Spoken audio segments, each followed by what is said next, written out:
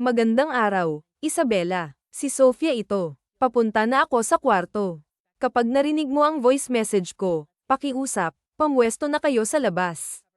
Magkita tayo mamaya, malumanay na sabi ni Sofia habang maingat niyang inilagay ang kanyang cellphone sa bag. Hawak ang keycard, isang cake, at isang maliit na pulang kahon, mabilis siyang sumakay sa elevator, puno ng determinasyon. Buo na ang loob ni Sofia sa kanyang plano, yayain si Francisco na magpakasal. Para sa kanya, hindi na mahalaga kung sino ang unang magyayaya ng kasal sa panahon ngayon. Naniniwala siyang hindi na ito issue, lalo pat malinaw na wala talagang balak si Francisco na mag-propose. Sa bawat segundo, mas tumitibay ang kanyang desisyon. Pagbaba niya sa elevator, mabilis niyang tinungo ang room na kanyang ni-reserve. Ngunit sa kanyang paglapit sa pintuan, tila huminto ang mundo ni Sofia. Mula sa loob ng kwarto, narinig niya ang mahihinang ungol ng isang babae. Yes, yes. Paulit-ulit na alingawngaw na naglalakbay sa hallway. Saglit na natulala si Sofia, hindi may proseso ng kanyang isip ang naririnig. Unti-unting bumigat ang kanyang paghinga habang patuloy na lumalakas ang mga tunog. Nanlalamig ang kanyang mga kamay nang dahan-dahan niyang ini-swipe ang keycard at pinaihit ang pinto. Sa bawat hakbang papasok sa kwarto, parang may mabigat na batong nakadagan sa kanyang dibdib. Nang dumiretso ang kanyang paningin sa loob ng master's bedroom, tila binuhusan siya ng malamig na likido. Nakita niya si Francisco, at ang babaeng nasa ilalim nito. Ang kasiyahan at excitement na naramdaman niya kanina ay biglang napalitan ng matinding sakit at pait. Kamusta? Okay naman. Nailabas niyo na bang lahat? May dala akong cake rito.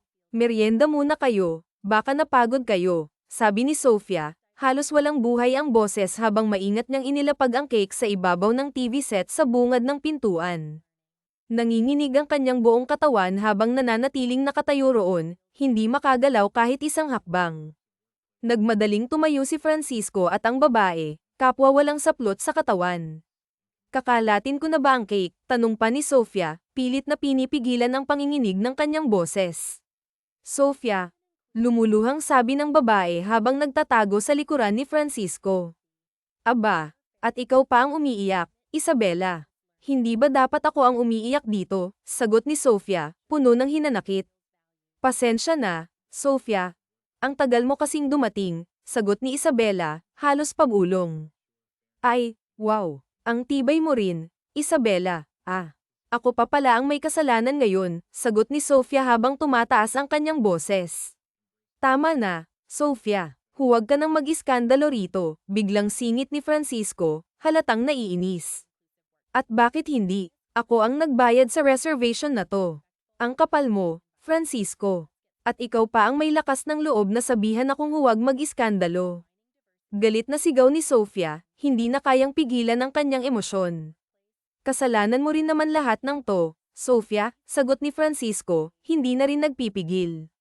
Marami kang pagkukulang. Sinong matinong lalaki ang makakatagal ng 4 na taon na wala man lang nangyayari sa kanila? Wake up, Sofia. Matuto ka naman. Natigilan si Sofia. Parang biglang nawala ang lahat ng tunog sa paligid. Hindi siya makapagsalita. Ang sakit ng mga salitang binitiwan ni Francisco ay tila mga sibat na tumama sa kanyang puso. Di ba sinabi ko na, Sofia, na hindi na uso ngayon ang kasal muna bago ang lahat, mahinang sabi ni Isabela, pilit na pinapakalma ang sitwasyon. Manahimik ka, Isabela, mariing putol ni Sofia, hindi na napigilan ang galit. Nanggigigil ako sa'yo. Nakuha ko pa talagang mag-alala para sa'yo. Di ba? Kapag nagka-problema ka sa dibdib mo, kapag nagka-aberya yan, wala na akong maipapasaw. Napakabuisit mo. Napakamalas ko talaga. Halos hindi na makontrol ni Sofia ang kanyang emosyon, nanginginig ang kanyang boses habang nagsasalita. Matapos ang ilang sandali, huminga ng malalim si Sofia at pilit na pinakalma ang sarili. Sige na, ituloy nyo na yan. Mauuna na ako. Pasensya na sa abala, ha? Dagdag niya, sabay kibit balikat at tumalikod. Agad siyang tumakbo palabas ng kwarto, pilit na nilalabanan ang mga luhang nagbabadyang bumagsak. Pagkarating niya sa ground floor, tinawag siya ng receptionist. Ma'am Sofia, tawag nito, halatang nag-aalala. Emergencies office, maikli ngunit may bigat na sagot ni Sofia, pilit na pinipigilan ang panginginig ng kanyang boses. Paano po yung dinner date? Ano pong gagawin natin? Tanong ng receptionist, halatang nag-aalangan. Huminga ng malalim si Sofia bago sumagot. Ituloy nyo na lang. Sayang rin naman ang package na binayaran ko. Hayaan nyo na lang si Francisco na gamitin ang lahat ng iyon. Salamat sa inyo, mahinang sagot niya, pilit na itinatago ang sakit sa kanyang boses. Pagkalabas niya ng hotel, agad niyang napansin ang makulimlim na kalangitan. Tila sinasalamin ng panahon ang bigat ng kanyang nararamdaman. Napaka-perpekto talaga ng timing, mahina niyang yuzel sa sarili habang nagmamadaling kinuha ang nagva-vibrate na cellphone sa loob ng kanyang bag. Sofia, alam kong nakalive ka ngayon, pero kailangan ka sa opisina. Bilisan mo, ha? Natatarantang sabi ng katrabaho niya sa kabilang linya. Walang ibang magawa si Sofia kundi tumango at sumagot ng maikli. Sige, papunta na ako, sagot niya, pilit na pinipigilan ang kanyang emosyon. Mabilis siyang pumara ng taxi at nagtungo sa kanyang pinagtatrabahuhan, dala-dala ang bigat ng nangyari. Pananaw ni Jazz, utang na loob, Sofia, umamin ka na, bulong ko sa sarili habang pilit na pinapakalma ang magulo kong isipan. Kara-rating ko lang mula sa hotel, at sa halip na namnamin ang sakit na dulot ng kalokohan ni Francisco, isa pang kamalasan ang dumagdag sa araw ko. Ramdam na ramdam ko ang tensyon sa boses ni Miss Taffy, ang head manager ng kumpanyang pinagtatrabahuhan ko. Napabuntong hininga ako, malas na naman, buwisit, ako na naman ang mali. Sinipat ko ang mga tingin ng 5 tao na nakaupo sa paligid ng mahabang mesa sa loob ng conference room. Halata sa mga mata nila na tapos na nila akong husgahan. Inuulit ko, Sofia, please, ilabas mo na ang flash drive. Mariing sabi ni Miss Taffy, pilit na pinipigilan ang galit. Napabuntong hininga ulit ako habang matamlay na nakaupo sa swivel chair, nananatiling nakatungo. Sa gilid ng paningin ko, napansin ko ang isang lalaking biglang tumayo. Kagaya ko, walang ekspresyon ang mukha niya. Napangisi ako ng bahagya, suot nga niya ang magagara niyang kasuutan, compose na compose, pero bakas na bakas sa kanyang mga mata ang pagkadesperado. Miss Sofia, tama ba? Ang flash drive na yun ay 10 beses na mas mahalaga kaysa sa buhay ko. Kaya kung sasabihin mo kung nasaan ito, hindi kita kakasuhan, mariing sabi ng lalaki, halatang pinipilit maging kalmado. Huwag ka nang mag-isip pang lumusot. Mag-isa ka lang sa office kahapon, hindi ba? Dagdag ni Miss Taffy, ang boses niya ay puno ng paninisi. Pilit akong nagtimpi, pero wala na akong magawa. Gusto ko nang matapos ito. Gusto ko nang magpahinga. Bakit? Malamig kong putol. Saka ko iniangat ang malamig kong tingin kay Miss Taffy. Kung magpapaliwanag ba ako, may mababago. Tapusin na natin ito dahil awang-awa na ako sa sarili ko, Miss Taffy. At dahil inaantok na rin ako. Kung ako ang ituturo nyo, sige, hanapin nyo sa akin hanggat gusto nyo. Pero aminin na lang natin na ako ang pinaka-last hassle na paalisin dito. Dahil ako ang may mababang pinag-aralan at ako ang pinaka-mawalang kwenta. Huminga ako ng malalim bago nagpatuloy. Sige, ako na lang. Nasa table ko yung inventory para kahapon. Kasi pinadala nyo ako sa fieldwork at gabi na ako nakabalik. Tawagan nyo na lang ako kung ano ang hatol nyo. Kung magkano man yung flash drive na yun, babayaran ko na lang. 30 million. Kaya mong bayaran, mapangot siyang tanong ng lalaki, ang boses niya ay puno ng panunuya. 30 million, mas mahalaga kaysa sa buhay mo. Tiningnan ko siya ng diretso sa mata. Kung mapapatunayan niyo na ako ang may kasalanan, babayaran ko, malamig kong sagot. Tumayo ako, walang buhay ang mga hakbang ko palabas ng conference room. Mahigpit ang pagkakahawak ko sa side bag habang naglalakad. Napatigil pa ako saglit nang mapansin ko ang malabong refleksyon ko sa glass wall partition ng hallway palabas ng building. Manang boring, mahina kong bulong habang nakatitig sa malungkot kong refleksyon.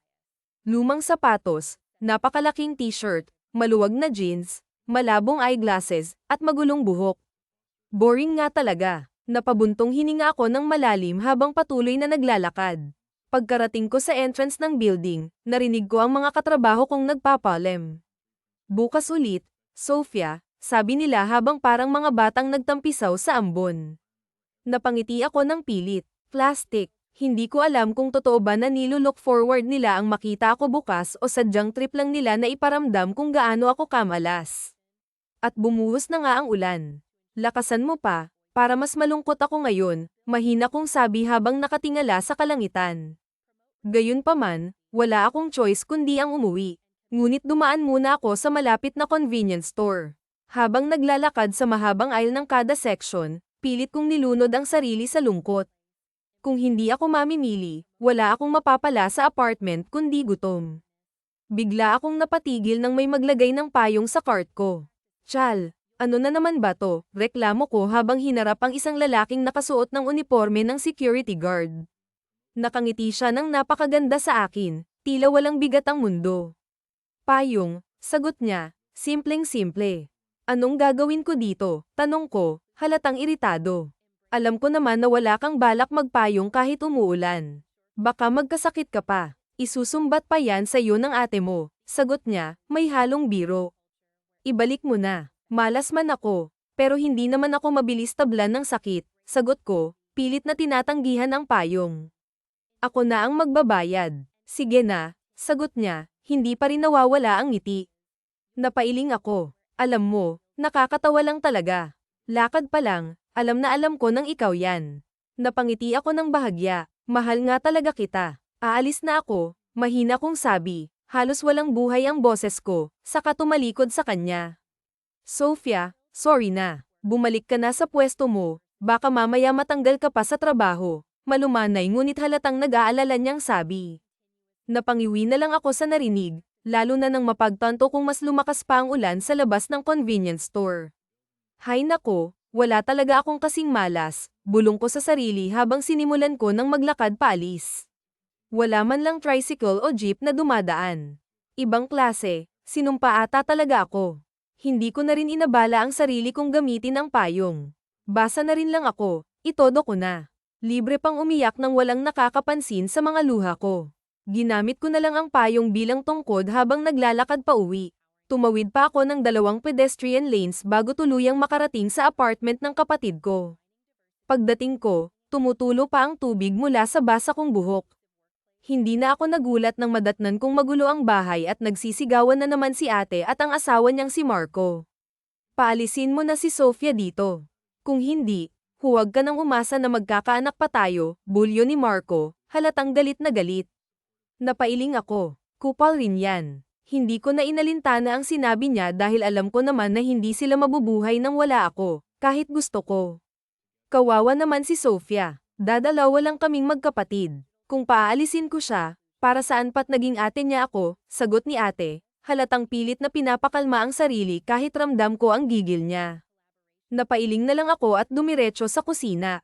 Ibinaba ko ang mga pinamili ko sa kitchen counter at sinimulan ng paghuhugas ng mga plato. Mabilis kong natapos ang gawain, at nang mawala na ang lansa ng mga plato, kinuha ko ang vacuum para maglinis sa sala. Habang pinupulot ang mga nagkalat na damit, narinig ko ang boses ni Marco. Palibhasa mana sa mama niyo sa kapal ng mukha, sigaw niya. Napatigil ako, pilit kong pinipigilan ang mga luha ko, pero hindi ko na kaya. Mana kay mama, aba, hinding-hindi ako magiging kagaya ni mama, no. Mas nangingibabaw ang galit ko kaysa sa sakit. 2 taon kong tiniis ang ugali nilang mag-asawa. Nagtiyaga ako, parang katulong, dahil lagi ko silang inaalala. Pero ganito na lang nila ako huhusgahan. Makapal ang mukha, bulong ko sa pinakamalamig kong tono, kahit ako'y nilamig sa sarili kong boses. Tiningnan ko ang refleksyon ko sa flat screen TV sa sala. Malamig ang tingin ko, parang wala nang pakialam. Paano ba maging makapal ang mukha? Tanong ko sa sarili habang binitawan ang vacuum at naglakad papunta sa kusina. Kumuha ako ng isang plato mula sa dish rack at binitawan ito sa sahig. Nagkalat ang mga piraso ng plato, at kita ko ang dugong tumulo mula sa paa ko na tinamaan ng maliliit na bubog. Kumuha pa ako ng isa pang plato at binasag ulit. Narinig ko ang nagmamadaling yabag ni ate pababa ng hagdan. Sofia, ano bang ginagawa mo? Sigaw niya, halatang nag-aalala. Tumingin lang ako sa kanya at ngumisi. Kinuha ko ang mga tasa, baso, at iba pang plato, at isa-isa kong binasag ang mga ito. Puro dugo na ako. Pero hindi ko maramdaman ang sakit. Tumigil ka na, baka masaktan pa kita, sigaw ni Marco, sabay sa bunot sa buhok niya sa sobrang galit. Hindi ko sila pinansin. Dumiretso na ako sa kwarto ko, Pero bago ako pumasok, binutas ko ang kolektang bag ng vacuum, dahilan para magkalat ang alikabok at iba't ibang kalat sa sahig. Sofia, ano bang nangyayari sa'yo? Anong problema mo? Tanong ni ate, halatang balisa. Hindi ko siya sinagot. Sa halip, mabilis kong hinayla ang malaking bag at malita ko na minsan ay hindi ko tinangkang alisin sa pagkakaimpake.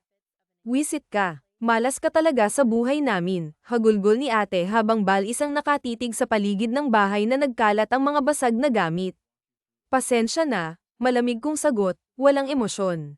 Kinuha ko ang payong na nakasandal sa gilid ng sofa at naglakad papunta sa pinto. Ang bastos mo naman. Hindi mo man lang sasagutin ang tanong ko. Anong nangyayari sa'yo? Sigaw ni ate, halatang galit at naguguluhan. Huminto ako saglit at saka humarap sa kanya. Napuno na ako, ate. Agad na ang pasensya ko. Kakaubos kasi sakin ng lahat. At talagang may gana ka pang magtanong. Hindi na ako nagulat na niloko ka ni Francisco at Isabela. Kasi hindi mo rin naman ako tinrato ng tama. Sa huli, huminga ako ng malalim, saka sinabi, 3 taon akong nagtiis. 3 taon kong sinikmura ang lahat ng ito. Pero tama na, hindi ko na kaya. Kinuha ko ang payong na nakalagay sa gilid ng sofa at dahan-daang naglakad papunta sa pinto. Napahinto ako nang marinig ang boses ni ate. Ang bastos mo naman kung aalis ka nang hindi sinasagot ang tanong ko. Ano bang nangyari sa'yo? Tanong niya, halatang may halong galit at pagkabahala. Huminga ako ng malalim bago tumingin sa kanya. Ate, napuno na ako. Agad na ang pasensya ko. Kakaubos kasi ng lakas at bait ko. At sa kabila ng lahat, may gana ka pang sumagot. Kaya hindi na ako nagulat na niloko ka ni na Francisco at Isabela. Kasi, ate, hindi ka marunong maging tao. Halos lumabo ang paningin ko dahil sa bigat ng nararamdaman. Alam mo ba, 3 taon na akong halos sinasalo lahat ng sakit at hirap. 3 taon na akong nasusuka sa lahat ng ito. May totoo pa bang tao sa mundong ito? Tumingin ako sa paligid, sa mga basag na plato at baso na nagkalat sa sahig. Ate, lahat ng yan, ako ang bumili. Ako ang nagbayad. Pero binasag ko na lang dahil hindi ko naman madadala ang mga yan sa buhay ko. Ngumiti ako ng mapait habang pilit na pinipigilan ang luha. Pasensya na kung lahat nabasag. Pero lahat yan, akin. Oo, akin lahat yan. Tiningnan ko siya ng diretso sa mata. Ang kapal ng mukha mo. Sana hindi na lang kita tinulungan noon. Halos hindi makapagsalita si ate. Kinupkop kita, Sofia. Hindi mo ba naaalala? Tanong niya, nanginginig ang boses. Kinupkop. Hindi mo ako kinupkop, ate. Ako ang pumunta rito dahil nag-aalala ako sa'yo. Dahil wala ka namang alam gawin sa buhay mo. Ang yabang mo pa. Napailing ako habang inaayos ang bag ko. Saan ako pupunta? Uuwi. Dadalawin ko si Papa. Death anniversary niya ngayon. Baka nakalimutan mo. Tumingin ako sa kanya ng malamig. Ipinagluluto ko sana kayo ng paborito niyang pagkain, pero mukhang hindi na kayo tatagal ng isang gabi na narito ako. Kaya aalis na ako. Tumalikod ako, ngunit bago tuluyang lumabas, napansin ko ang mga pasa sa braso niya. Maria, may petroleum jelly sa kwarto ko. Lagyan mo yang mga bago mong pasa. Namutla ang mukha ni Marco na nasa gilid ng kwarto. Ano, masama ba ako? Singit niya, sabay akmang susuntukin ako. Mabuti na lang at mabilis kong nahawakan ng payong ko, kaya hinampes ko siya ng malakas.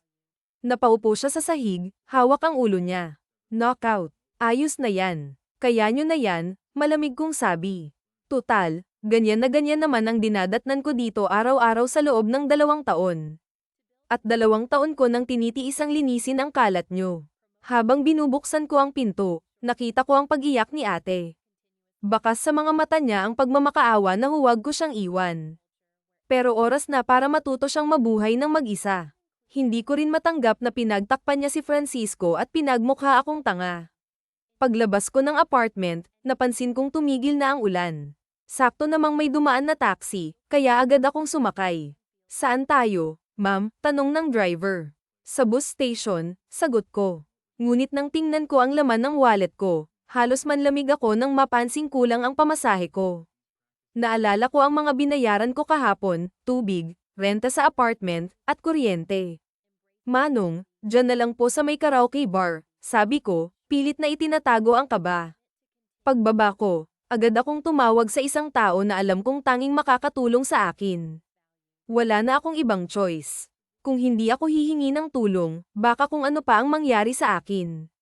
Hello, Chal. Busy ka ba? Tanong ko. Nanginginig na ang boses ko habang halos hindi ko na makontrol ang panginginig ng mga kamay ko. Pakiramdam ko, nilalagnat na ako. Chat mo ang exact location mo. Diyan ka lang. Papunta na ako, sagot ni Chal, halatang nagmamadali. Salamat, mahinang sagot ko. Hanggat maaari, ayoko nang humingi ng tulong. Pero dahil sa sunod-sunod na kamalasan ko, minsan talaga, kailangan mong lunukin ang pride mo. Ilang minuto akong nakaupo sa harapan ng karaoke bar. Halos makatulog na ako habang nakasubsab ang ulo ko sa bag na nakapatong sa mga tuhod ko. Maraming tao ang pumapasok at lumalabas sa bar. Hanggang sa mabasa ako ng tubig ulan na naipon sa harapan ng bar. Biglang may humantong kotse sa harapan ko. Bumaba ang isang lalaki at galit na sumigaw. Kasalanan mo to, tanga. Pero hindi ko na siya pinansin. Kung papatulan ko pa siya, baka mapaaga ang finish line ko. Sofia, tawag ni Chal mula sa di kalayuan. Agad kong iniangat ang tingin ko. Pasensya na, medyo dinalaw ako ng malas, sabi ko, pilit na ngumiti kahit hiyang-hiya na ako. Ano bang bago? Tara na sa loob para makapagpalit ka, sagot ni Chal, halatang nag-aalala. Bitbit ko ang bag at malita habang dahan-daang pumasok sa hotel lobby. VIP 1 hour, sabi ni Chal sa receptionist, na agad namang nag-assist sa amin. Habang abala siya sa pag-aasikaso, binulungan ko siya. 11 hours ang bayaran mo, sabi ko nang mahina. Napatingin lang si Chal sa akin at bahagyang napailing, tila hindi na nagulat. Pagpasok namin sa kwarto, agad kong napansin kung gaano kaganda ang VIP room na nakuha namin. Malaki ito, may sariling CR, at ang mga sofa ay sapat na para gawing tulugan. Malinis at maaliwalas ang paligid, bagay na bihira kong maranasan nitong mga nakaraang araw. Maligo ka na at magpalit ng damit. Magpapainit ako ng tubig para may mahigop kang mainit, sabi ni Chal habang inaayos ang gamit namin. Tumango lang ako bilang sagot at pumasok sa CR, dala ang bag ko. Paglabas ko ng banyo, bumungad sa akin ang mesa na puno ng pagkain. May mainit na sabaw na nakahain, ilang putahe, at hindi mawawala ang alak. Ang bango ng sabaw, at tila lamambat ang pakiramdam ko sa init na dulot nito. Wow, ang dami mo namang in-order, biro ko habang naupo sa sofa. Napatingin siya sa akin, bahagyang ngumiti, ngunit may halong lungkot sa mga mata niya. Lipas na ang birthday ko, Sofia. Puro ka na naman biro. Napahiya ako sa sarili ko. Sorry, sagot ko, sabay abot ng mangkok ng sabaw. Ano bang nangyari? Tanong ko habang nagsisimula kaming kumain. Hindi ko maiwasang mapansin kung gaano siya kalaga sa akin. Uuwi na ako sa probinsya, panimula niya. Natanggal na ako sa trabaho at nag-away kami ni Maria. Napatigil ako sa pagkain. Nag-away kayo ni Maria. Paano nangyari yun? Marunong ka bang magalit? Biro ko. Sinusubukan niyang pag-aanin ang usapan. Ngunit napansin kong seryoso ang mukha niya. Ngayon ko lang din nalaman na marunong pala ako, sagot niya, pilit na ngumiti. Saan ka na niyan tutuloy? Tanong ko, halatang nag-aalala. Sa bahay namin sa probinsya. Ayos lang ba nakasama mo si mama mo?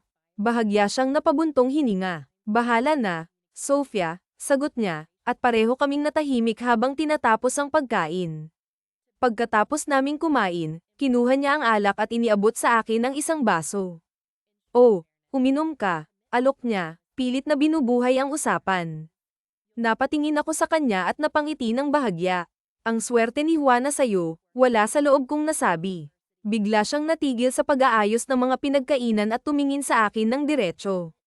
Yung offer ko dati, baka gusto mo nang tanggapin ngayon, seryoso niyang tanong.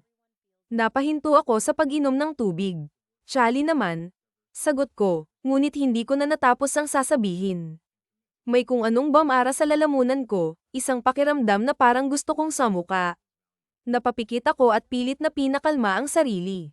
Malas na nga ako, wala pang natira kahit dignidad sa akin. Tumingin siya sa akin ng may lungkot, ngunit puno ng determinasyon ang boses niya nang magsalita. Sofia, kaya kitang buhayin. Pwede tayong magsimula ulit sa ibang bansa. Pinapangako ko na ikaw lang ang magiging babae ko. Napangisi ako, Ngunit ramdam ang kirot sa ngiti ko. Putya, ang sakit. Ang baba naman talaga ng tingin sa akin ng mundo. Ang ending, magiging kagaya ko rin lang si mama. Tumayo ako at tinignan siya ng diretso. Sana hindi na lang ako naglayas. Carlos, hindi lang ako pangkabit. Iba naman ikaw sa mama mo. Ang mama mo, iniwan ng papa mo at sumama sa mas bata. Carlos, makakasira ako ng pamilya. Masasaktan ko ang asawa mo pati na ang anak mo. Naiintindihan mo ba yung gusto mong gawin ko? Pigil luha kong sagot kay CH. Umalis ka na. Babayaran na lang kita kapag kumita na ako sa probinsya. Ano bang problema, Sofia? Ikaw na nga itong nakipaghiwalay sa akin. Tinatanggihan mo pa ako ng tinatanggihan. Dismayadong sabi ni Carlos na agad na nakaubos ng 3 bote ng alak straight. Hindi rin naman ako nagpatalo. Uminom rin ako. Sa tingin ko naman ay deserve ko na. Uminom. Masyadong maraming event na ngayong araw. Nagkulang ako at oo, tanggap na tanggap ko yun kahit masakit dahil ang rason mo lang ay ayaw kung may mangyari sa atin hanggat walang kasal. Pinakawalan naman agad kita. Nakapag-asawa ka kagad. Nagkaanak. Hindi ba yun naman ang gusto mo? Huwag mong sabihin na pinagmamalaki mong boyfriend mo na si Francisco. Hindi, wala na kami. Yun naman pala eh. Charlie, kaya kong mabuhay kahit walang lalaki. May bago na agad. Wow. Ano? May bago na, ramdam ko ang tensyon sa boses niya. Lumalakas na ang kabog ng dibdib ko. Iba talaga ang impluwensya ng alak. Alam ko naman sa sarili ko na si Chal pa rin kahit 4 na taon na kaming magka ni Francisco. Umalis ka na lang, iwas ko sa tingin niya saka tumayo at akmang pupunta sa unahan para kumanta. Kahit na anong sabihin mo, hindi kayang magsinungaling ng mga mata mo. Ako ba rin? Hindi ba, Sofia? Lasing ka na. Umuwi ka na sa pamilya mo. Yamakap na si CH sa likuran ko at lumalim na ang paghinga ko. Please, Sofia. Nagkamali ako kay Juana at araw-araw pinagsisisihan ko yun. Chal, bitaw. May bago na. Masaya ka. Sinungaling. Kung mayroon na, bakit akong kasama mo ngayon? Napalunok ako ng laway sa init ng mga hininga ni Chal at tumama sa gilid ng leeg ko. Nahihilo na rin kasi ako dahil sa tama ng alak. Nabubwisit ako sa kanya. Hindi ba pwede yun? Sisagot pa sana si CHY nang biglang bumukas ang pinto at bumungad sa amin yung lalaking nakasagutan ko sa opisina. 30 million, bulalas ko na wala sa sarili. Hindi naman umimik yung lalaki at diretso papalapit sa akin. Hindi niya inalis ang tingin sa akin. Sino ka? Tanong ni CH pero nilagpasan lang siya nitong lalaki. Talagang sinundan mo pa ako, hindi ko na naituloy pa ang sasabihin ko nang hawakan niyang mukha ko paglapit sabay halik. Nanigas ako, hindi ko alam ang gagawin. For the very first time, hindi nagprotesta ang katawan, isip at puso ko. Gusto ko ang mga nangyayari. I'm sorry, love. Promise, hindi ko nagagawin yung ayaw mo. Kung anong gusto mong ulam, doon na tayo, sabi nung lalaki pagbitaw sa halik. Hindi ko alam paano at bakit pero hinalikan ko na rin siya pabalik. Sofia, sigaw ni Chal pero parang ugong na lang ang dating ng boses niya sa akin. Nalulong na ako sa mga halik. Sabay bigla akong kinalong nitong lalaki. Siguro dala na rin ang bugso ng damdamin. Pare, ito ang tseke. Sana sapat na yan ah. Pambayad sa abala, sabi ng lalaki saka ibinaling pabalik ang tingin sa akin at mas hinigpitan pa ang pagkakahawak sa mga hita ko. Ang bigat mo, sira ulo, tumawa pa itong lalaki ng mahina saka hinalikan ako ulit. Hindi niya inaalis ang mga tingin sa akin habang naglalakad siya patungo sa sofa habang kalong-kalong ako kaya hindi ko na namalayan ang pag-alis ni Chal. Ang alam ko lang, nalulunod ako sa mga malalambot na labi at mabangong hininga nitong lalaki. Ang bango niya nakakaantok. Sa sobrang haba ng panahon na malungkot ako, nalimutan ko na kung kailan ang huling beses na nakatulog ako ng payapa, magaan at walang iniisip. You're warm, bulong niya sa may leeg ko dahilan para magtayuan ang mga balahibo ko sa braso. Ramdam ko ang marahan na paghalik niya sa leeg ko habang inihihiga ako sa sofa. Shocks, hindi pwede, umot ko. Hindi ko na maramdaman ang katawan ko.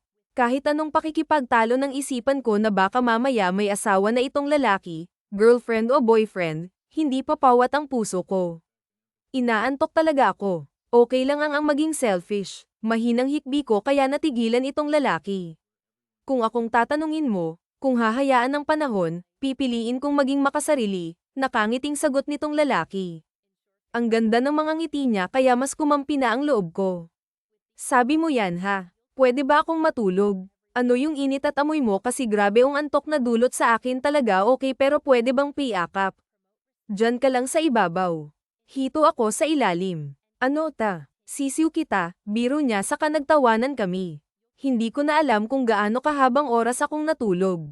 Pakiramdam ko, first time akong nakapagpahinga after 13 years, dagdag pang masarap na aircon.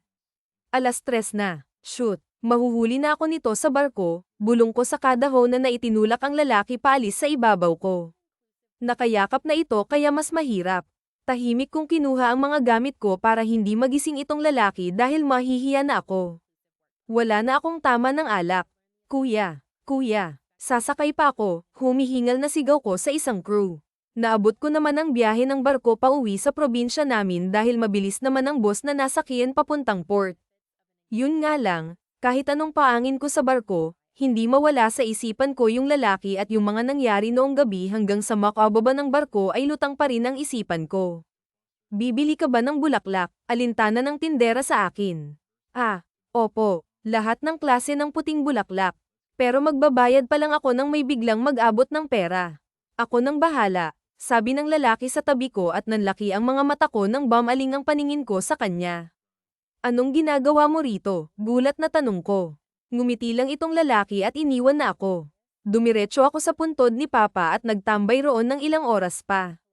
Alam ko naman na magagalit ka kung titiisin ko na si Mama kaya uuwi ako para sa'yo, bulong ko bago tuluyang umuwi sa bahay kahit labag sa loob ko. Ay umuwi ako sa bahay.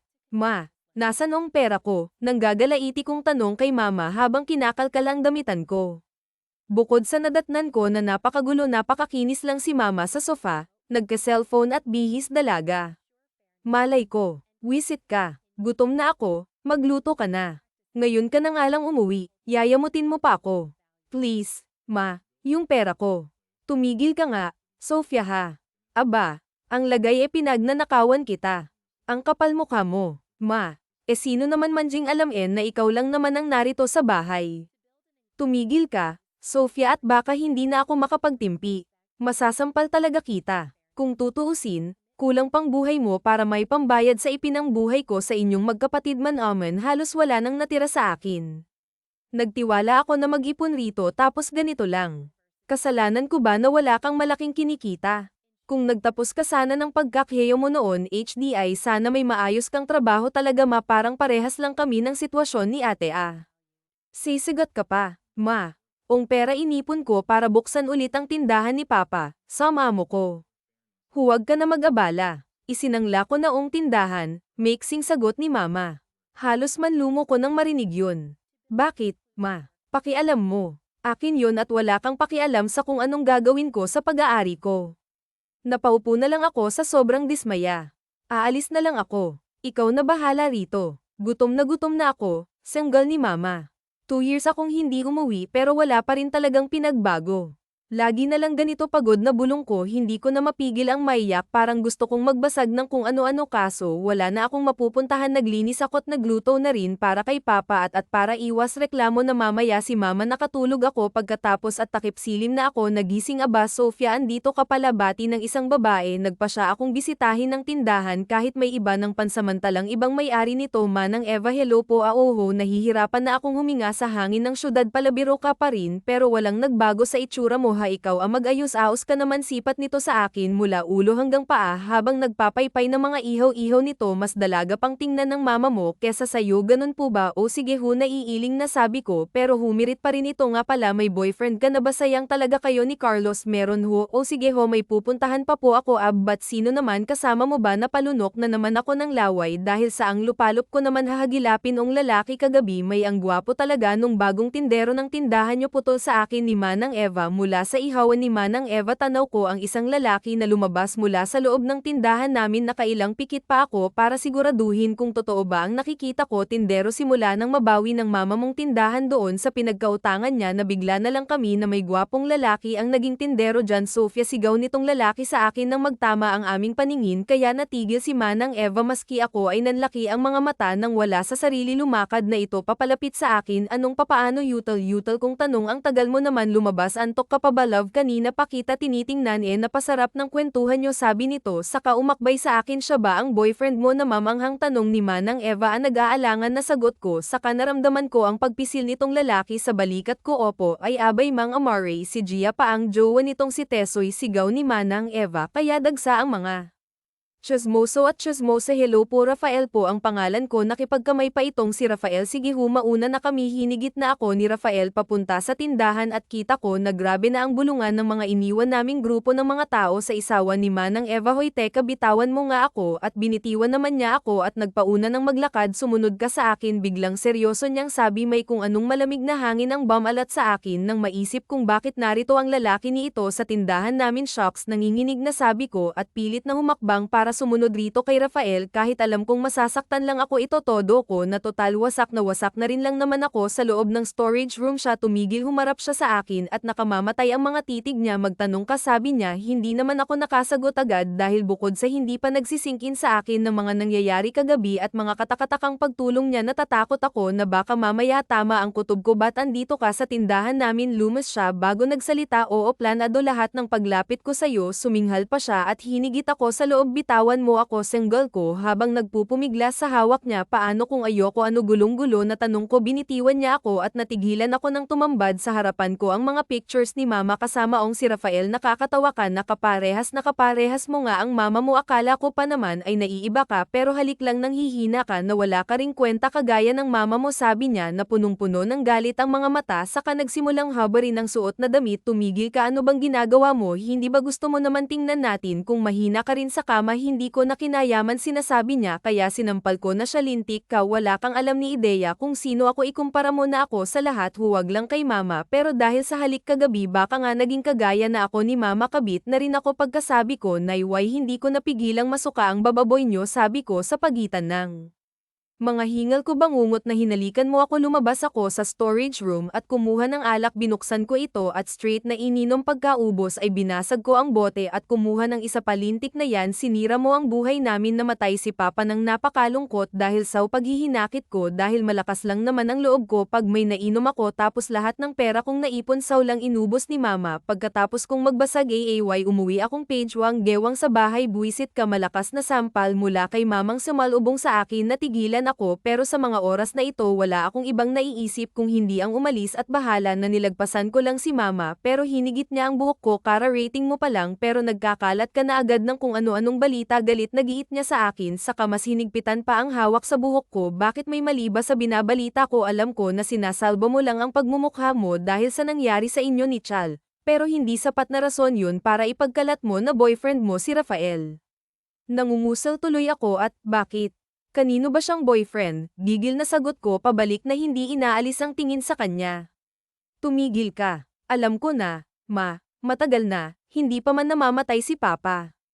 Tumahimik ka. Sa oras na may lumabas na balita tungkol rito at nalaman ng mga tao, lalo na ang lola mo, hinding-hindi kita mapapatawad. Pag may nangyaring masama, ako na naman. Ako na naman ang tatanggap ng mali. Hanggang kailan ako mananahimik? Sinira mo na ang buhay natin, ma. Ano pa ba? Bakit takot ka na mahusgahan na ang Gina galang na guro sa baryo natin? May minsan, hindi ka dapat sa paggalang.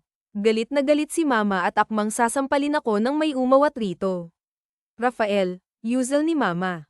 Tanda ka niyan. Kain na tayo, malambing na sabi ni mama at pansin ko ang pagbabago sa mood ni mama. Sorry. Oh, sige na, tara na. Kakain na tayo. Maupo ka at maghahain na ako, malumanay na sabi ni mama. Isasabay na ba natin siya? Sabi pa ni Rafael. Oo, sige, napipilitang sagot ni mama. Pinilit akong maupo ni Rafael. Sukang-suka ko sa panonood ng pagsisilbi ni mama kay Rafael. Lantak na ito. Kaya mo naman pala. Buong buhay ko, Pinangarap ko na gumising isang araw na ipagluluto mo rin kami ni Maria ng umagan, dahil malabo naman ang pananghalian at hapunan kasi parati kang wala. Pinangarap ko na hainan mo naman si Papa kahit minsan, pero wala. Namatay siyang hindi mo man lang pinahalagahan ang pagsisilbi niya sa'yo. Bakit? Mas malaki ba yun kay Rafael? O dahil mas bata, sabi ko saka tumayon at kinuha ang malita at bag ko. Bumalik ka sa mesa. Huwag kang bastos, utos ni Mama. Sige na, Ma, bago ko pa malimutan na inakita. Aalis na ako. At saan ka naman pupunta, ha? Baka nga nakatadhana na maging kabit na rin lang ako, walang buhay na sabi ko. Pero lalabas pa lang ako ng pinto nang magsalita si Rafael. Kahit labag sa loob ko, hindi kita pwedeng paalis. Kailangan kita rito para maitago namin ang relasyon namin. Ano? Naguguluhang tanong ko. Dalawa lang ang pagpipilian mo, maging asawa ako o maging tatay ako. Kita ko ang pagsama ng mukha ni Mama. Mga siraulo kayo. Gagawin mo o ipapakulong kita. Bakit? Napatunayan mo na ba na ako ang kumuha? Hindi. Pero sino naman ang maniniwala? Sa'yo, napatawan na lang ako ng malala. Grabe naman. Pinilit kong mabuhay ng maayos. Pero ito lang palang mapapala ko. Okay. Hindi naman pwedeng ako lang ang masasaktan. Binitiwan ko ang malita at bag ko saka lumapit kay Rafael.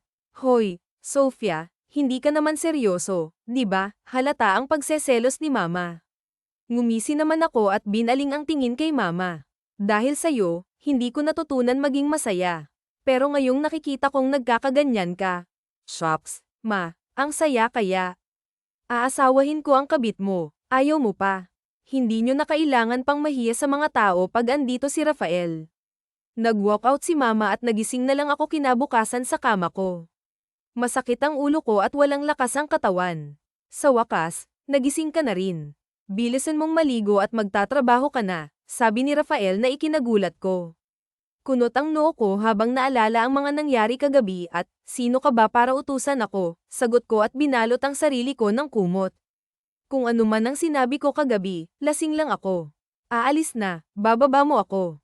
Sigaw ko na bigla na lang niya akong binuhat at binitbit papasok sa banyo saka ibinaba sa bathtub na punong-puno ng tubig. Buwisit ka, palahaw ko sa lamig.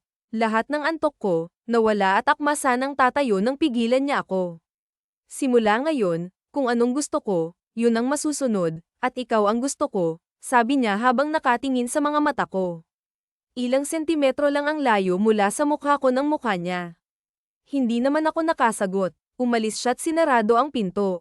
Paglabas ko ay may nakahanda ng mga damit sa kama. Pero dahil matigas ang ulo ko, hindi yun ang isinuot ko. Talagang sinasagad mong bait ko naka-cross arms pang sabi ni Rafael paglabas ko ng kwarto. Wala na si Mama, siguro nakapasok na. Bakit ba pati ba naman pananamit ko'y pakikialaman mo pa? Hinigit niya ako pabalik sa kwarto at sinimulang habarin ang damit. Hoy, ano ba? Tumigil ka nga. May pupuntahan tayo ngayon. Magpapasalamat ka sa akin kung susuotan mo ang mga damit na inihanda ko. Seryoso ka labas ng bituka Koreano. Gawin mo na lang o ako magbibihis ng damit saw kaya kahit asiwa ay ginawa ko na lang sa takot na baka mamaya'y may gawin pang masama sa akin. Kita kong pumula ng tenga ni Rafael paglabas ko. Kumain ka na, sabi niya sakin at hinainan ako ng umagan. Huwag na, hindi ako sanay ng inaalagaan. Pues, masanay ka na. Buwisit ka talaga, buntong hininga ko. Huling may naghain ng agahan sa akin ay noong buhay pa si Papa, at halos mabulunan na ako sa pagkain ng malasahan ko ang luto niya. Sarap no, bahagyang tawa niya saka umupo sa harapan ko at sinabayan akong kumain. Hindi na ako umimik at inubos na ang pagkain ko. Bilisan mo, ako na nang maghuhugas, sabi ko sa kanya. Ako na maghuhugas baka marumihan pa ang damit mo. Ikaw bahala, sabi ko at nag-toothbrush na. Pagkatapos niyang ilak ang bahay ay bigla niya akong sinuutan ng helmet. Huwag mong sabihin na magmomotor tayo, reklamo ko. Oo, bakit? Sa suot kong to kailangan malaman ng lahat na girlfriend kong pinakamagandang babae rito, sabi niya saka hinawakan ng kamay ko papunta sa likurang bahay. May motor na napakalaki at mataas, hindi naman problema ang taas dahil matangkad naman ako, pero sa sitwasyon ko ngayon nakita ng kaluluwa ko, ewan ko na lang. Hindi naglaon ay nagbiyahe na kami pero saglit na tumigil sa ihawan ni Manang Eva. Hello po, O-order po sana ako ng 10 kilo na pork barbecue. Mamayang 12 po kailangan sa Nordic Beach, sabi ni Rafael. Tisoy, sabi ni Manang Eva. Opo, edi si Jay ang kasama mo opo, sagot ni Rafael. Namumula pa ang mukha po nahihi ang bati ko habang nakakapit ng sobra sa likuran ng motor. Ang ganda mo, sobrang saya ni Manang Eva hoy ang ganda ni Gia o sigaw nito ulit at nagsilapitan ng mga Marites ng baryo. Nagkagulo na ang mga tao at nakangiting nagbiyahe si Rafael. Saan tayo? Tanong ko kay Rafael habang nasa biyahe. Basta, hindi nga naglaon ay hamina ng pagmamaneho niya at lumiko sa isang maliit na daan, at tanaw ko ang malaking signboard na nasa isang arko, Nordic Beach. Piinatay ni Rafael ang motor at ay nalalayan akong bumaba. Good morning, sir. Andito na po pala sila, bati ng isang lalaki na mukhang may lahi. Focus. Bigla siyang humarap sa akin kaya natabunan ng sight ko kay Kuyang Pogi. Second rule your eyes are only mine, sabi niya hanapa paano ka ano Toto. Tantanan mo nga ako nakakabwisit ka may parol rule ka pa. Oo, may rule talaga dahil ako ang masusunod, hindi ba? O pwede naman kitang aipakulong, sira ulo. Bipolar ka ba hinigit na niya ako pagkaalis ng helmet. Maganda ang beach, pero hindi ko pa nalaman na may beach resort pala rito sa barangay namin. Act normal sabi niya sa akin habang naglalakad palapit sa isang grupo ng mga turista. Hindi naman ako nakasagot nang mapagtanto ko na sina Francisco ang grupong lalapitan namin. Hi, welcome to the resort, bati ni Rafael saka inabot ang kamay para makipag-shake hands. Kita ko ang pagkagulat ni Francisco at Isabela saka itong mga tinuturing kong mga kaibigan lintik ang saya nila siguro ako pa ang topic nila ramdam ko ang pagpisil ni Rafael sa kamay ko dahil namamawis na ito at nanginginig na. Sofia, gulat na sabi ni Francisco hindi na pinansin ang kamay ni Rafael. You know my girlfriend, usisa ni Rafael napatingin ako kay Rafael at sinipat ang mukha niya malabong hindi niya alam mas lalo na akong kinakabahan sa taong to masyado siyang maraming alam oo ex-boyfriend niya ako ex-fank to be exact sabi ni Francisco na hindi pa rin inaalis ang tingin sa akin. Wow, what a coincidence. Kaya pala panay ang bastardo nito sa akin may boyfriend pala. Buti na lang nung tinanong ko siya kahapon sinagot na rin ako fine after 4 years. Napalunok ako ng laway pati 4 years alam niya. Ex-boyfriend lang hindi na ako nakapag-post dahil may ginagawa kayong milagro ni Isabela di ba nakakahiya pa sa abala sabi ko na lang. Tumawa si Rafael sa sinabi ko. Tumigil ka nga, walang nakakatawa, buwisit kita ko na nagsilakihan ang mga mata nila fine I'm sorry tatawa pa rin ako kapag naiisip ko kahit ilang beses mo nang naikwento. As the owner of the beach personal ko pong gustong sabihin na mag-enjoy po kayo sa stay nyo. Sabi ni Rafael sakpilit na inaabot ang kamay ni Francisco para mag-shake hands. Tonight's dinner is on us see you at my place. Kita ko ang mukha ni Isabela at iba pa na hindi talaga makapaniwala maski ako man ay nagugulat sa mga nangyayari hindi siya mahirap naglakad na kami palayo at hindi talaga niya binibitawan ang mga kamay ko sa isang malaking beach house kami tumuloy at isang matandang babae ang sumalubong sa amin. Rafael, umakyat ka na muna. Excited na ang mama mo, masayang salubong ng matanda. Teka, si Sofia na ba ito? Opo sagot ni Rafael mabilis akong niyakap ng matanda sa wakas hinigit na ako ni Rafael papunta sa second floor ng mansion na ito grabe sa laki pero more unnatural ang interior niya beach mansion pagdating sa taas ay tumama agad ang mata ko sa isang babae na naka-wheelchair. Rafael, tawag nito at pilit pinapaikot ang wheelchair paarap sa amin. Mabilis na lumapit si Rafael para alalayan ang babae. Hay maanak buwisit ka bakit ngayon ka lang umuwi na natawa ako ng slight dahil sa sinabi nito mukhang magkakasundo kami. Sorry ma may kasama ako si Sofia opo lalo na akong natakot buong pamilya niya kilala ko hindi ho ako sinungaling na tao kaya magsasabi na ako paanong kilala niyo ako kung sakali mang planado Toto para sa pagpatay sa akin at least naman ho alam ko kung bakit nagtawa na ng dalawa at mas lalo na akong kinabahan welcome iya sabi ng ina ni Rafael ang tagal ka naming hinanap. Bakit ho tinulak ni Rafael ang wheelchair ng mama niya sa terrace na parang living area sa second floor maupo ka iya sabi ng ina ni Rafael gusto ko nang tumakbo pero na-curious na ako hindi lang ikaw ang nawalan dahil sa problemang ginawa ng mama mo at papa ko pati kami nasira ang buhay paninimula ni Rafael saka nagbaba ng alak sa center table mapapasabak ata ako family friends ang pamilya natin magkaibigan ang papa mo't asawa ko madalas nga ay pumupunta kayo rito na mga bata pa kayo kaso alof ka talaga kaya siguro hindi mo kami natatanda nagaan nagbago lang ang lahat nung nagloko na ang mama mo at asawa ko. Alam ko naman na ang mama mo nang pipiliin ng asawa ko pero ako itong si tanga nagmakaawa pa umaasa syempre buti na lang talaga't may batang sumagip sa akin noon kung hindi patay na sana ako ngayon sabi pa niya. Tama na ho kung ayaw sa atin di huwag natatawang kwento nitong ina ni Rafael may kung anong mga flashbacks ang na-trigger sa isipan ko at napasinghap na lang ako. Ikaw ang tandang babae na umiiyak sa gitna ng kalsada sa tapat ng bahay namin oo ako ngayon taon nang inilaban ko at ng papa mo para masagip ang kani-kanyang pamilya kaso wala hay naku wow may pakinabang na pala ako sa mundo ngayon nag-aalinlangan na sabi ko habang napapadalas ang pag-inom no wonder galit na galit ka kay mama malungkot na sabi ko saka ibinaling ang tingin kay Rafael pagkamatay ni papa ako naman ang nilaan din ng mama mo anong nakakatuwa roon sabat ni Rafael bakit nagtitiis ka na sa mama mong titulo nitong resort kaya kahit nasusuka ako kailangan ko siyang pakisamahan pairap na sabi ni Rafael bakit na kay mama half-owner ang papa mo sa resort pero nang malaman niya ang ginawa ng mama mo at papa ko ang kaparte niya inilipat sa inyo ng ate mo nung una gustong gusto ni Rafael na gum-auntie pero sa ilang taon nakasusunod niya sa inyo biglang nagbagong isip baka 9 love na sautokso nito kay Rafael binili pa nga ang tindahan niyo para lang hindi mawala sa inyo dahil alam niyang ayaw mong mawala yon. Natahimik ako at uminom na lang ng uminom ang buhay ko sinisisi ko ang pamilya nila at buong pag-aakala ko na si Rafael ang kabit biktima nga rin pala sila nakakatawa na may karapatan talaga siya na maging salbaha sa akin nakakahiya pala ako sabi ko nang bigla nawala sa sarili. Uuwi na ako hindi dito ka lang may dinner pa mamaya diba? Pigil ni Rafael antong hininga ako natatalo na naman ako ng konsensya ko.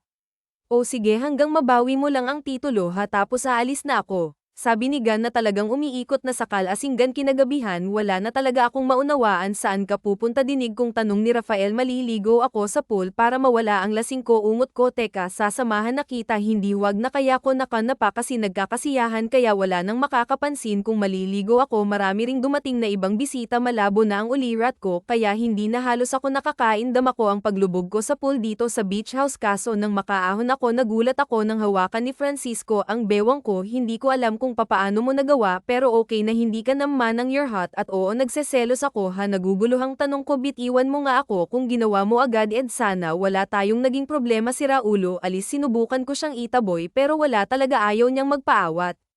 That's enough umalis na kayo kung guguluhin mo lang ang girlfriend ko. Narinig kong sigaw ni Rafael saka tumalo na rin sa pool nawawala naman ng konti ang tama ko kaya kita ko na nagsisialisan na nga ang karamihan maya-maya'y naramdaman ko ang isang tela na bumalat sa akin.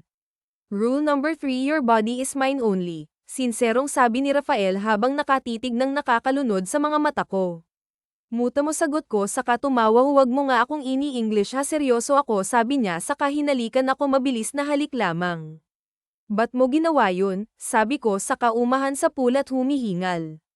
Ayaw mo ba tanong niya na nanatili sa pool ang kapal mo huwag mo akong igagaya sa iba dahil sa asawa ko lang ibibigay ang lahat-lahat wow parang hindi ka naman nag-enjoy last time kasi lasing ako kung ayaw mo ng gulo may requirement din ako o sige ano ba yun walang jog-jog alam mo nang umisi ako at umalis na para magpatuyo kinabukasan nagising ako na napakasakit ng katawan paglabas ko wala ni isang tao sa beach house kaya umuwi na ako sa bahay hindi na ako nagpaalam kay Rafael bahala siya sa buhay niya.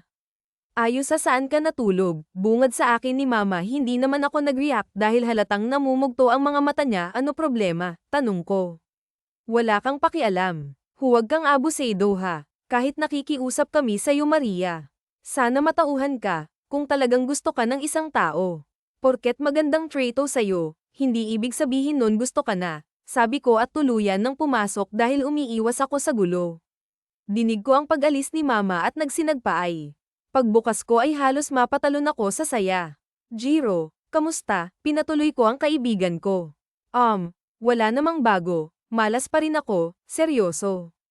Oo, mas malas pa nga ngayon. Hindi ko inakalang mamalasin ako ng ganito gusto mo ba ng trabaho? Totoo.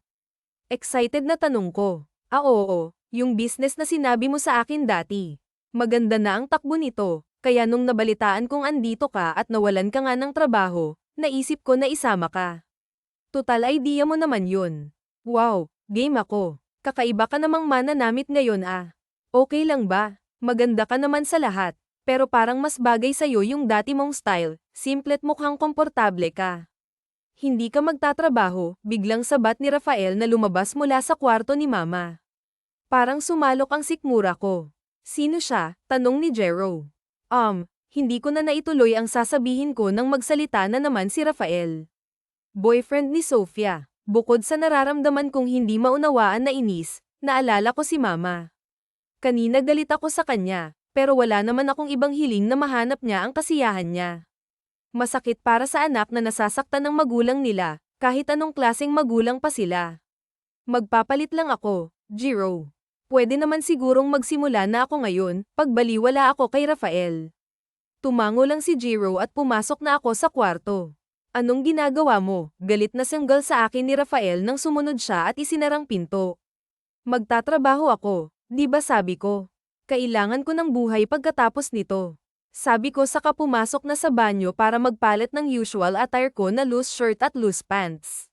Okay lang ba sa boyfriend mo? Usisa ni Jiro nang umangkas ako sa dala niyang motor. Ikaw ang dapat kong tanungin yan. Okay lang ba sa boyfriend mo? College days nag-away pa kayo dahil sa akin. Lipas na yon, Sofia. Okay na si Chris, alam naman niyang siya lang eh. Oh, edi sana all, delivery ang trabaho namin buong maghapon. Halos hindi kami nakapagpahinga sa lakas ng beses nila Jiro. Last delivery Nordic Beach, pinakyo na lahat ng show pa natin, masayang announce ng jowa ni Jero. Wow, naiilang na sabi ko.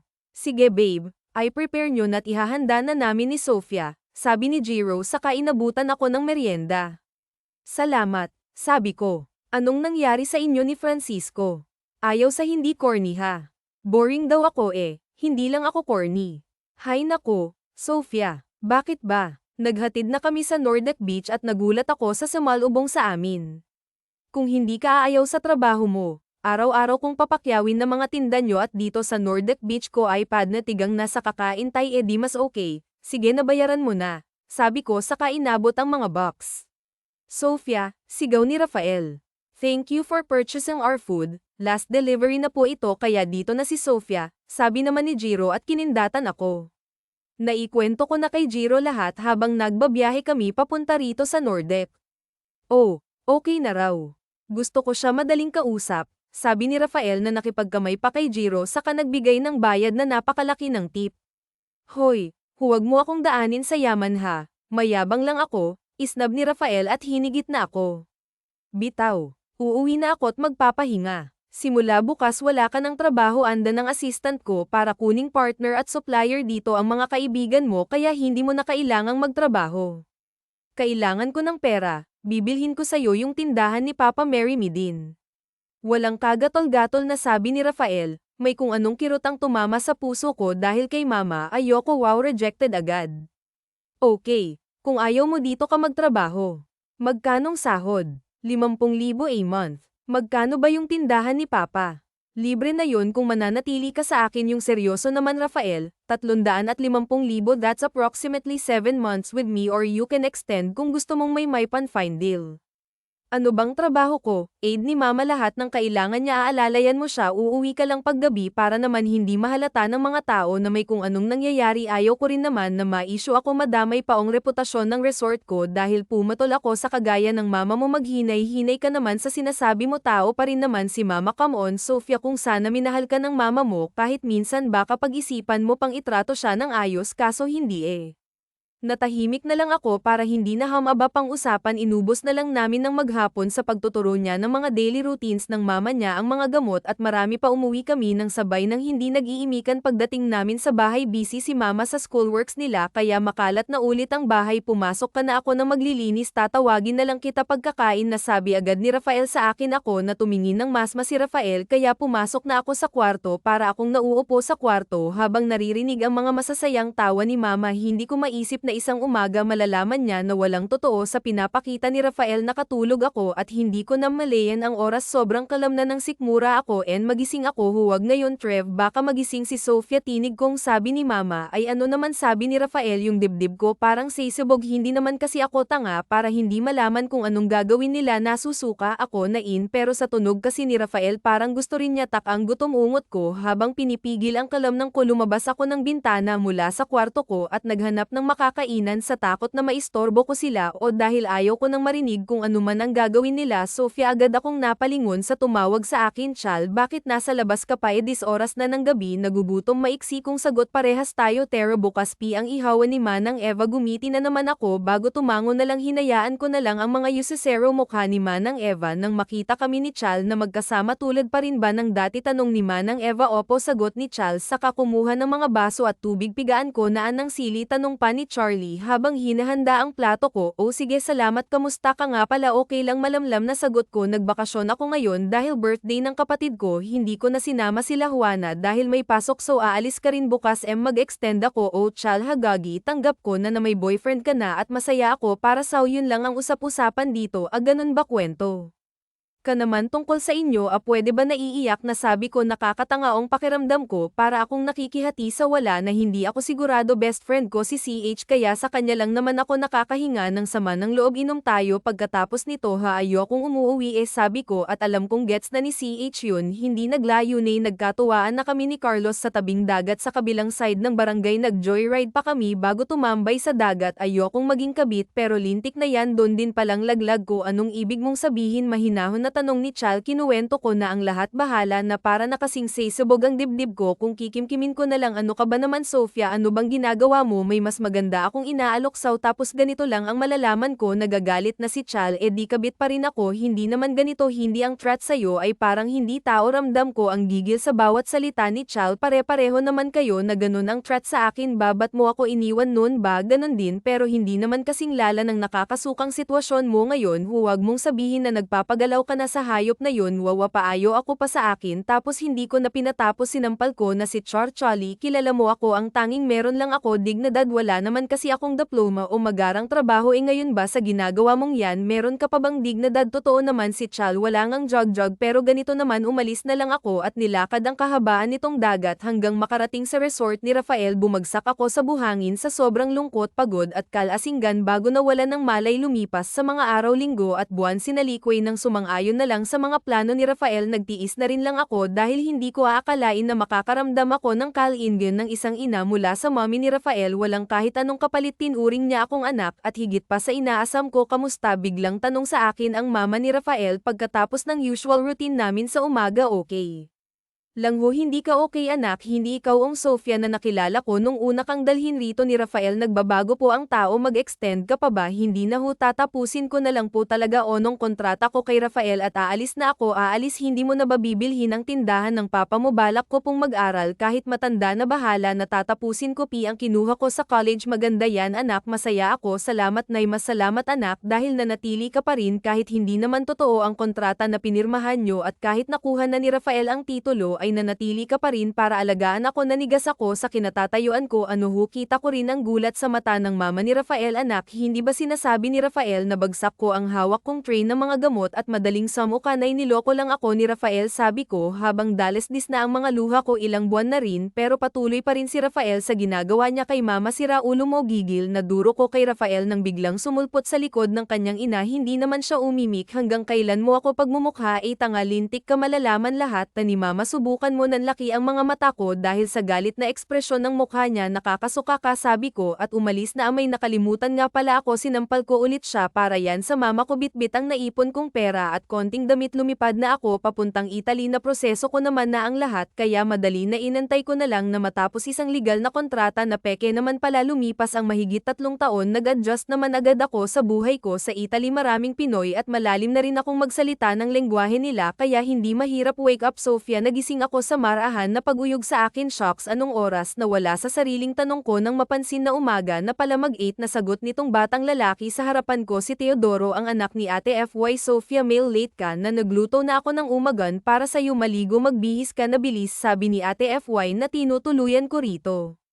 Sa Italy mabilis akong kumilos dahil graduation day ko na natapos ko rin ang degree ko sa architecture. Akala ko talaga hindi ko na matatapos pero ang pamilya ni Ate FY hindi ako sinukuan. Paano napuyat na naman kagabi? Yan ba naman gagraduate na't lahat, nagtrabaho pa kagabi sa Pizzeria. Sabi naman ng asawa ni Ate FY sayang sabi ko buti ka amo yung katrabaho mo na walang sawang naghahatid sa loob ng 3 taon. Hinatid ka na naman kagabi. Iiling-iling na sabi nito habang inaayos ang susuotan kong damit. Teka, ang ang ganda naman ng damit na yan, gulat na sabi ko pag-iiba ng usapan deser mo ng magandang damit, congrats Sofia, masayang sabi ni Ate FY, halos maiyak naman ako, gumawa pa ng banner sina Maria FY nang tawagin na ako sa stage paglabas ng event hall, nagulat ako nang makita ko si Mama si Chal at ang mommy ni Rafael, surprise iatapik ni Ate FY sa balikat ko, inabutan ako ng bulaklak ni Chal at isa-isa silang yamakap sa akin, papano kasama mo ba si Juana, masayang tanong ko kay CH, hiwalay na kami Sofia at hindi ko akalain na mas magiging maayos pang samahan namin bilang magulang sa anak namin, ngayong hiwalay naman na kami, sabi ni CH, ganun ba, congrats kung ganun, sabi ko, saka ibinaling ang atensyon sa mama ni Rafael, nay nakakalakad ka na, masayang yakap ko rito, magaling ang nurse ko, congrats anak, si mama ang huling lumapit sa akin, alam ko walang sapat na salita para sabihin para makabawi sa lahat ng taon na sinaktan kita, pero masaya ko na nagpilit ka na makatapos may magiging maayos ka ng buhay, sabi ni mama, yamakap naman ako, wala na yun ma, alam mo ba wala akong hiniling kung hindi matuto kang magmahal, sabi ko nga kahit hindi na kami, kahit hindi na si Papa, basta matuto ka, kaya masaya ko na natuto kang magmahal kay Rafael, sorry Sofia, okay na ma, o siya sige pumunta ka na doon sa graduation party mo, sabi ni mama, ay naku ma, matutulog na lang ako sa bahay, deserve kung magpahinga, pumunta ka na, oo naipon ko yan, waldasin mo dahil deserve mo, sabi ni mama, ma hindi na sauna yan. Kaso nagpumilit pa rin si mama at nagkaisa pa na ihatid ako sa graduation party, huwag kang uuwi nang walang kasama, sigaw ni mama, saka naghalakhakan sila sa loob ng kotse, pero dahil ang plano ko talagay matulog sa araw na ito, nakihalubilo lang ako ng very light, nagpa-picture para may proof at nagtago na sa CR, habuti na lang at maganda ang CR dito sa Italy, kahit matulog ka carry lang, pinili kong magkulong sa second floor CR dahil malamang sa malamang marami ang gagamit sa first floor dahil doon ang event at CR dalawa ng library, kaya sure na sure ang tulog ko rito, nilatag ko ang coat ko at kumuha ng mga libro para gawing unan, ayos dito ka pa talaga dumayo, napairap naman ako nang marinig ang boses na ayaw ko talagang marinig, paki mo ba, sabi ko, saka sumubsob na para matulog, umalis ka at abala ka lang, 3 taon na Sofia, hindi pa rin ba sapat na mapatawad mo ako, Rafael please, sayangin mo na lang ang pera mo sa ibang bagay, ayoko saulang pisit Sofia, ginawa ko lang yun sa takot na bakawan mo ako pag nalaman mong nakuha ko na ang titulo, pero wala kaming ginagawa ng mama mo, nagkwekwentuhan lang kami tungkol sa iyo, okay na nga ba,